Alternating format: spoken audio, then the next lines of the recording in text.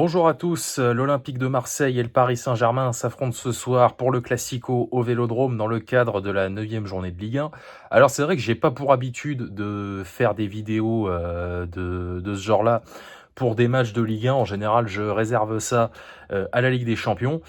Mais le fait est que c'est un match très important. Bon, déjà, parce que évidemment, OM Paris, donc voilà, classique, rivalité, etc., etc.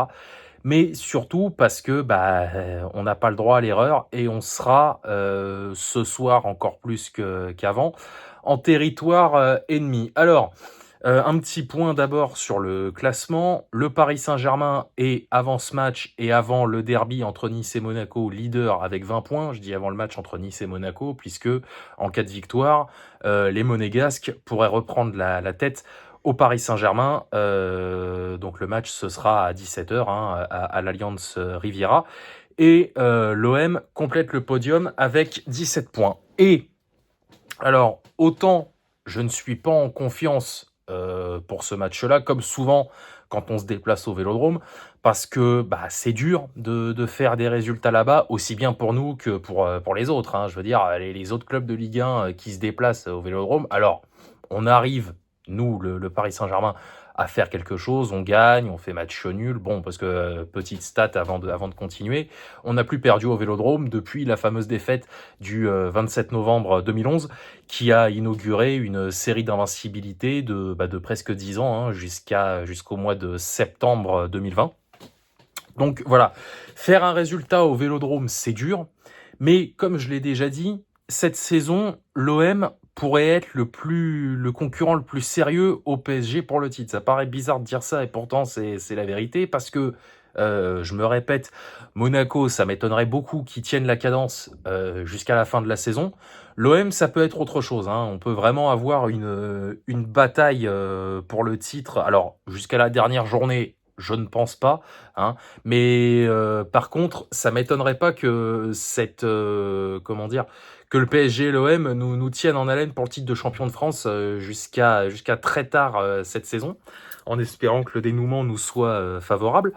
Donc voilà, donc c'est un match, voilà, encore une fois très important à plein de niveaux, hein, niveau voilà, PSG-OM, niveau classement, hein, parce que si on perd, l'OM reviendra à 20 points également. On sera à égalité de points. On sera toujours devant eux au goal average. Euh, donc, euh, donc voilà. Et comme je l'ai dit, je suis pas en confiance, mais je n'ose pas imaginer autre chose. Enfin, j'ose pas imaginer une défaite en fait. Je suppose que ça peut arriver, mais je préfère pas m'y résoudre parce que si on perd ce soir, ça va être compliqué pour le reste de la saison, parce que ce matin, j'ai entendu ici et là: «Ouais, est-ce que Paris joue déjà sa saison?» D'une certaine manière, oui. D'une certaine manière, on joue, alors peut-être pas la saison entière, mais on joue très gros ce soir. Parce qu'en Ligue des Champions, c'est la merde, hein, on va à volo en C1. Voilà, je l'ai déjà dit. Cette année, il va falloir miser sur à la fois le championnat et la Coupe de France, mais le championnat en priorité. Donc ouais, une contre-performance ce soir, ça risquera d'être très compliqué à l'avenir. Mais il y a quand même une question qui se pose. Est-ce que le match va aller à son terme? Parce que il y a pas longtemps, là, vous avez sûrement dû le voir, la Ligue a pris une décision par rapport au chant homophobe. Bon, j'en parle maintenant, comme ça c'est fait. Pour moi, Marseille on t'encule, c'est tout sauf un chant homophobe. Mais bon, bref, c'est pas moi qui décide, hein. Et la décision en question est que, au moindre chant homophobe désormais, le match serait arrêté et l'équipe qui reçoit perdrait 3-0 sur tapis vert. Alors bon, est-ce qu'ils vont tenir, quand je dis «ils», je parle de la Ligue, hein, est-ce qu'ils vont tenir là-dessus? toute la saison, parce que alors on a eu hier le derby du Nord, comment dire, j'ai pas vu passer d'incident ou n'importe quoi. Bon, Nice-Monaco, ça m'étonnerait, hein, on parle de derby parce que ouais, la Côte d'Azur, tout ça, mais bon, la rivalité entre les deux, elle est pas non plus exacerbée. Par contre, on n'a pas eu le derby Lyon-Saint-Etienne encore. On va rigoler, tiens. Derby Lyon-Saint-Etienne, bah dans 15 jours, ça va être le 10 novembre, je crois, au Parc OL. Là, on risque de se marrer. Mais quoi qu'il en soit, ouais, si vraiment ils se tiennent là-dessus, je pense au bout de 10 minutes, on va être gentil. Au bout de 10 minutes, le match s'arrête, hein, tout le monde sera content.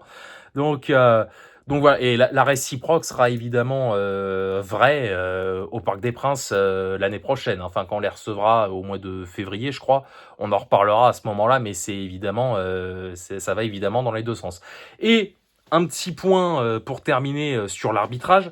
Alors, c'est Benoît Bastien qui a été désigné pour arbitrer le Classico de ce soir.